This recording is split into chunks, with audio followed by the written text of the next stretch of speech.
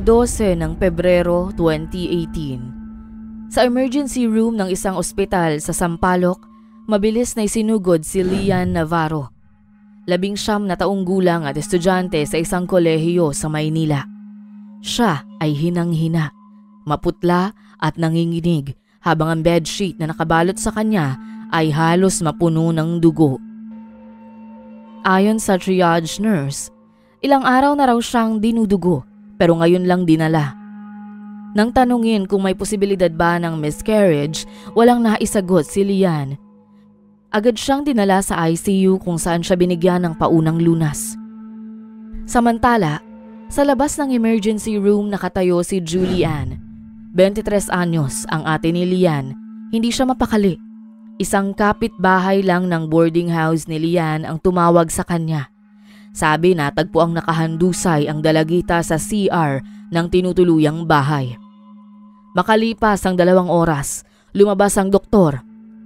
Sa kabila ng mahinahong tono, hindi nito napigilang umiling. Hindi na raw naisalba pa si Lian dahil sa impeksyon na kumalat sa kanyang katawan at sa dami ng dugo na nawala sa kanya. Ang opisyal na medical report ay lumabas kinabukasan at ang cause of death ay hemorrhagic shock secondary to incomplete abortion. Wala ni isang kamag-anak ang nakaalam sa pagbubuntis ni Lian, maging ang kanyang ate Julian. Kinabukasan at 13 ng Pebrero, sa gitna ng mabigat na kalooban, tinawagan na rin ni Julian ang kanilang ina sa Capiz. Sa unang mga salita pa lamang, nabasag na ang boses niya. Kasabay ng mga hikbi ay pilit niyang sinabi sa ina ang masamang sinapit ng kapatid. Ilang araw matapos ang tawag na yon, dumating sa Ninoy Aquino International Airport si Linda Oropeza, ang ina ni Lian at Julian. Halatang walang tulog, namumugto ang mga mata. May dalang maliit na backpack at isang pulang panyo sa kamay. Sa morgue ng ospital sa Sampaloc, halos hindi na nakalakad ng maayos ang pobreng ina habang nilalapitan ang kanyang bunsong anak na wala ng hininga. Marahan niyang hinaplos ang buhok ni Lian habang ang mga kamay niya ay nanginginig sa lamig at hinagpis. Marami siyang tanong sa kanyang isipan. Paanong ang kanyang anak na napakabata pa ay nawala ng ganung kaaga? Nang mga oras na yon, tanging mga luha at pagtangis ang bumalot sa silid. Sa loob ng 2 araw na pananatili sa Maynila, halos hindi nagsalita ang kanilang ina. Madalas ay tulala. Doon siya tumuloy sa boarding house ni Julian habang isinasaayos ang mga dokumento para maiuwi ang bangkay ng kanyang anak sa Capiz. 16 ng Pebrero. Iniuwi si Lian sa Capiz upang doon ilibing, ngunit nagpaiwan si Julian sa Maynila at sinabi sa ina na may kailangan siyang asikasuhin, ngunit may mas malalim pang dahilan.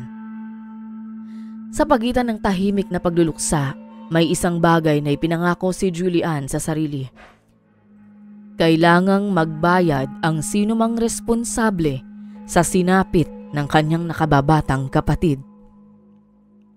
Mugtuman ang mga mata pero hindi yun alintana ni Julian. Ilang araw na rin niyang hawak ang cellphone ni Lian na isinurrender sa kanya ng landlord kasama ang ilan pang kagamitan. Sa kabila ng pagod at lungkot, pinilit niyang maging kalmado. Pinilit niyang maging matatag, ngunit dala niya ang bigat ng kalooban at ilang bagay na natuklasan sa cellphone ng kapatid. Sa unang tingin, wala namang kakaiba. May ilang larawan sa gallery, mostly school events, selfies, screenshots ng mga online orders. Pero pagdating sa messenger, may isang usapan na paulit-ulit na binabalikan ni Julian. Isang account na walang totoong pangalan, walang profile picture at walang anumang public posts. Iba ang tono ng messages. May lambing pero may kalaswaan. Hindi niya agad nalaman kung sino ito pero hindi nagtagal, may isa pang contact ang pumukaw ng kanyang atensyon. Nakita niya sa phone inbox ng kapatid ang pag-uusap sa pagitan niya at ng isang Sir H. Sa huling bahagi ng conversation ay naging laman ng kanilang pag-uusap ang tungkol sa isang problema at solusyon at ang appointment sa isang klinik. Bukod dito may mga call logs na nagpapahiwatig na ang taong ito ang kausap ni Lian sa mga huling araw bago pumanaw. Sa pagtatanong-tanong at pag-search sa mga posts sa mga websites at social media, napag-alaman ni Julian na ang numero na nakarehistro sa cellphone ng kanyang kapatid na may pangalang Sir H ay pagmamay-ari ni Henry Vergara, isang propesor sa kolehiyo kung saan nag-aaral si Lian sa kursong Business Administration. Natuklasan ni Julian na may dati ng kinakaharap na kasong sexual abuse ang propesor ngunit naibasura lang. Walang ibang detalye patungkol sa kasong ito ngunit nakapagpatuloy siya sa kanyang propesyon kahit may kinakaharap na kaso. Sa mga sumunod na araw, nakipagkita si Julian sa isa sa mga kaklase ni Lian. Ayon dito, matagal nang napapansin ng mga estudyante ang espesyal na trato ni Professor Vergara kay Lian. Madalas daw pinapatawag ito sa kanyang opisina kahit walang malinaw na dahilan. Hindi lantaran ang koneksyon ng dalawa pero halata umanong may namamagitan sa kanila. Mas malinaw ang sinabi ng best friend ni Lian, si Rhoda. Ilang linggo bago nangyari ang lahat, sinabi raw ni Lian ang isang katotohanang gumimbal sa kanya. Base sa kanyang kwento ay ginipit lang umano si Lian ng propesor matapos siyang bumagsak sa kanyang subject. Pinilit umano siya nitong pumasok sa relasyon kapalit ng pagpasa sa subject at iba pang mga pangako tulad ng pagtulong sa kanya sa thesis, pinansyal na suporta at kung gugustuhin niya raw, pwede niya itong isama sa isang trip sa Singapore para sa isang conference kung saan sagot niya ang lahat ng gastusin. Hindi umano alam ni Lian kung papaano siya napapayag ng propesor. Ang tanging alam niya nung mga panahon na yon ay makakatulong ito para mairaos niya ang kolehiyo. Wala namang alam si Rhoda na buntis na pala si Lian. Hinalungkat ni Julian ang mga detalye tungkol kay Professor Henry Vergara. Ayon sa public records, siya ay 38 anyos, may asawa, may 2 anak at kasalukuyang faculty coordinator sa kursong Business Admin. Malinaw para kay Julian na ang lalaking ito na nga ang nakarelasyon ng kanyang kapatid. Ang bumuntis sa kanya at nagpayo ng appointment sa isang abortion clinic na naging meet siya ng pagpanaw nito. Alam niyang hindi pa sapat ang mga nakuha niyang impormasyon para sa korte pero sapat na para sa kanya upang magdesisyong lumapit sa otoridad. Sa sumunod na linggo, dala ang address na naka-screenshot mula sa chat ni Lian at Sir H. Nagtungo si Julian sa Quiapo. Isang lumang gusali ang tinutukoy, nasa itaas ng isang optical shop sa gilid ng makipot na iskinita. Walang malinaw na karatula, walang pangalan ng doktor, tanging laminated na papel sa pinto na may nakasulat na "For appointment only" ang nagsilbing palatandaan. Sumubok siyang pumasok pero pinigilan siya ng babaeng receptionist. Walang appointment kaya bawal pumasok. Malamig ang tono nito. Tumango lang si Julian, tumalikod pero hindi agad umalis. Sa loob ng 1 oras, ilang babae ang nakita niyang pumasok. 2 ay tila menor de edad. Ilan sa kanila ay agad ding umalis pagkatapos ng 1 hanggang 2 oras. Nagmasid siya mula sa tapat ng bakery sa kanto habang pinagmamasdan ang gusali. Nakausap niya ang isang matandang lalaki na nagbebenta ng yosi malapit sa optical shop. Tinanong niya ang matanda kung matagal na ba ang operasyon ng clinic na yon at kinumpirma naman nito na halos 5 taon na rin ang pamamalakad ng clinic. Alam ng matanda na may isinasagawang iligal na gawain sa loob ngunit ayaw na raw nitong mangialam o manghimasok. Muling tumingin si Julian sa itaas. Nakabukas ang maliit na bintana pero hindi niya makita ang loob. Sa isip ni Julian, nalalapit na ang araw na malalantad ang buong katotohanan at sisiguraduhin niyang mabubulgar ang lahat ng baho ng klinik na tinatanaw niya. Sa mga oras na yon, nag-isip siya ng susunod na hakbang dahil alam niyang kinakailangan niya ng tulong ng ibang tao upang mapanagot ang mga tunay na salarin sa nangyari kay Lian. Makalipas ang ilang araw ng tahimik na pagmamanman, dumulog si Julian sa istasyon ng pulis sa Maynila. Bitbit niya ang kopya ng mga mensahe ni Professor Henry Vergara, larawan ng klinik sa Quiapo at mga testimonya ng mga kaklase ni Lian sa tulong ng isang abogadong naka-assign sa women's desk. Naisampa rin niya ang isang initial complaint matapos nun. Hindi nagtagal, nagsimula ang preliminary investigation. Ayon sa mga otoridad, matagal na nilang naririnig ang tungkol sa mga illegal abortion clinic sa Quiapo, pero walang lumalapit para magreklamo at wala silang konkretong ebidensya para magsagawa ng raid.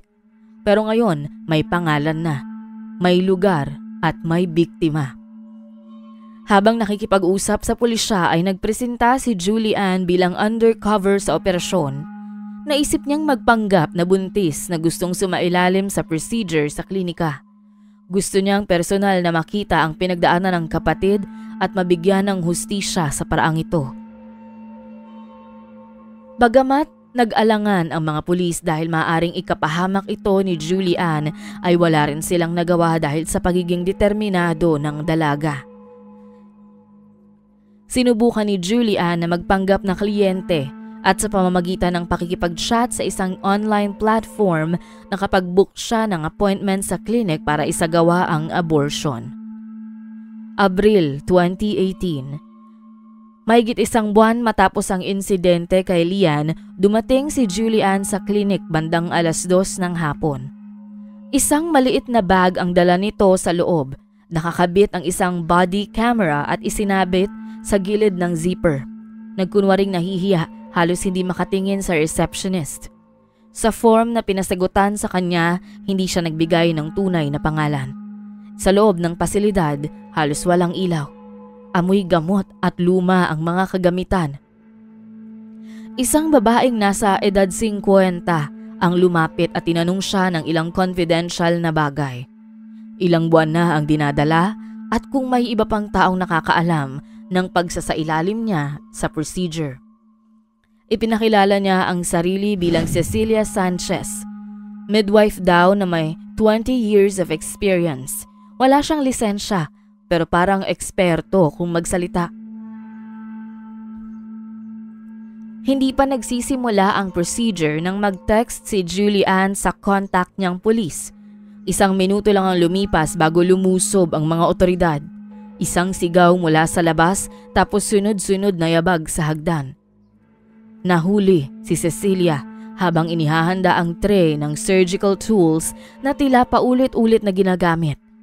Nahagip ng body cam ang mga bote ng hindi rehistradong gamot, ang papel na walang official seal at ang lumang silid na ginagamit sa operasyon. Sa parehong araw, bandang 3:00 ng hapon, sinalakay ng pulisya ang bahay ni Professor Henry Vergara sa May Pasig. Inaresto siya sa harap ng sariling asawa at mga anak na gulat sa pangyayari. Noong una ay pumalag pa ito at pinagdidiinan na walang kasalanan, ngunit makalipas ang ilang minutong paliwanag, ay wala rin itong nagawa kundi sumama. Sa isang araw ng operasyon, nahuli ang mga taong sangkot sa pagkamatay ni Lian. Bahagyang nakahinga ng maluwag si Julian, ngunit alam niyang hindi pa natatapos ang laban. Sa loob ng sumunod na 2 taon sa Regional Trial Court, muling hinarap ni Julian ang realidad ng lahat ng nangyari. Hindi na siya undercover. Ngayon, isa na siyang pangunahing testigo sa isang kasong kriminal laban kina Cecilia Sanchez at Professor Henry Vergara. Si Sanchez ay kinasuhan ng illegal medical practice at reckless homicide matapos mapatunayang nagsasagawa ng abortion gamit ang maruming kagamitan at bawal na gamot. Ilang babae pa ang lumutang at pinatunayan ang masamang gawain ni Cecilia. Si Vergara naman ay sinampahan ng mas mabigat na kaso: rape through sexual coercion, abuse of authority at conspiracy to commit abortion. Sa testimonya ng 2 dating estudyante, parehong babae, parehong may kahalintulad na karanasan kay Lian, lumabas ang matagal ng pattern ng manipulasyon sa loob ng unibersidad. Hindi naging madali ang paglilitis. May mga abogado, may mga pagtutol, at may mga pagtatangkang ibasura ang ilang ebidensya. Pero ang body cam footage ni Julie Ann na malinaw na nagpapakita ng aktual na operasyon at kondisyon ng pasilidad ang nagselyo ng kaso. Sa magkahiwalay na pagdinig, nahatulan si Cecilia Sanchez ng hindi bababa sa 25 taon sa kulungan habang si Professor Henry Vergara ay nasentensyahan ng 12 taong pagkabilanggo. Sa pagkakataong ito, ramdam ni Julie Ann na nakuha na niya ang hustisya para sa kapatid. Hindi man naibalik ang buhay niya pero hindi niya hinayaang mabaon sa limot ang alaala ng kapatid at makagalaw ng malaya ang mga salarin. Samantala, ang kanilang ina ay tila nabunutan ng tinik kahit pa kailanman ay hindi maaaring maghilom ang sugat ng pagkawala ng kanyang anak. Pagkatapos ng insidente, sinimulan ng eskwelahan ang internal reviews ng faculty conduct policies. Naglabas sila ng pahayag na magtatayo ng grievance center para sa mga estudyanteng nais magsumbong ng harassment o abuse. Isang hakbang na huli na para kay Lian, pero simula ng pag-asa para sa iba. Hindi na muling nakabalik si Julie Ann sa dating buhay. Sa bawat araw na lumilipas, dala pa rin niya ang alaala ng kapatid, hindi bilang biktima, kundi bilang paalala ng isang sistemang matagal ng bulok. Hindi niya piniling maging bayani, pero sa tahimik niyang paghahanap ng hustisya, nagsilbi itong daan para marinig ang kwento ng ilang biktima at maiwasan na maulit ang kaparehong mga kaso sa hinaharap.